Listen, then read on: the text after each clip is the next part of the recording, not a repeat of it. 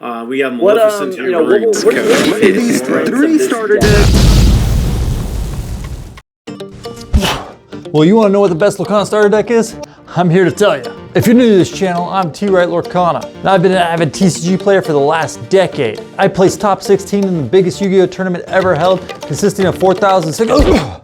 Shut up, nerd! The worst Lorcana deck is blue-gray. First up, all the ramp cards like Mickey Mouse and Grandma Tala, you have to draw early or they're just straight up useless. And the ramp card One Jump Ahead, which is not inkable, is just straight up terrible. You're losing a card in your hand to ramp 1 inside a starter deck tournament where games last quite a bit of time. Talk about not worth it. You're stuck playing cards like Frying Pan and Magic Golden Flower, which are just absolutely worthless. Alongside, your top end that you're supposed to be ramping into is not even that powerful. Your strongest card is Maui, but there's only one copy of it in your deck. The saving grace of this deck is you have 3 Fire the Cannons, 2 Smashes, and 1 Grab Your Sword, so you have quite a bit of removal options for the early game. However, if you don't draw the limited copies of Maui, Maleficent, Mufasa, or Simba, you pretty much just lose the game. And let me tell you, that's only 6 cards in your deck, and that's if you drew your ramp cards early. Cards like Captain Hook will never be able to quest for you because your opponent will have a 2/2 1-drop, so if you use him to quest, he's just going to die immediately. And cards like Aurora don't really do much for you because targeted removal is very limited inside a starter deck tournament. If you are one of the unfortunate souls who happen to get this deck, I would suggest taking out One Jump Ahead immediately and replacing it with any other blue cards you have, as well as take out Ransack. Both of these cards, when you play them, are just essentially throwing away a card in your hand. In those cards' place, I'd be looking to put in any sort of high cost gray or blue card. Things like Robin Hood, Hades, Tinkerbell, Simba, or really any character in your colors that you get.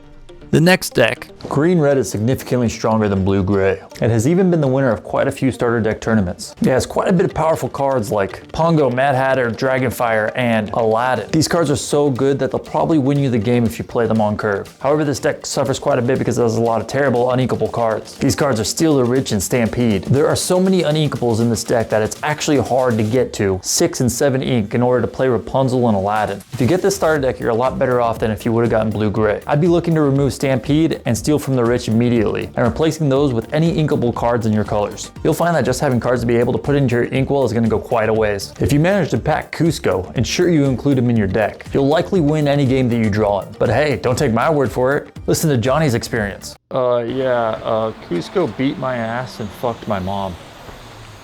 The best starter deck is easily purple-yellow. This card just doesn't really have any uninkable bad cards. There are a few subpar cards like Dinglehopper, Hakuna Matata, and Control Your Temper, but luckily all 3 of those cards can be inked, so if you draw them, it's not really that big a deal. If you're trying to win the tournament you enter and you have the choice to pick a starter deck, you should be picking purple-yellow. You got a lot of good draw cards with Maleficent and friends on the other side, as well as strong characters that build advantage like the 7-cost Doctor and the 4-cost Hades. If in your booster pack you have strong cards like the Queen, Ursula, Elsa, or Stitch, you should be looking to take out some of your 1-drops because there's quite a few in this deck. And that just wraps up all the starter decks. Good luck in your tournament, and thanks for watching.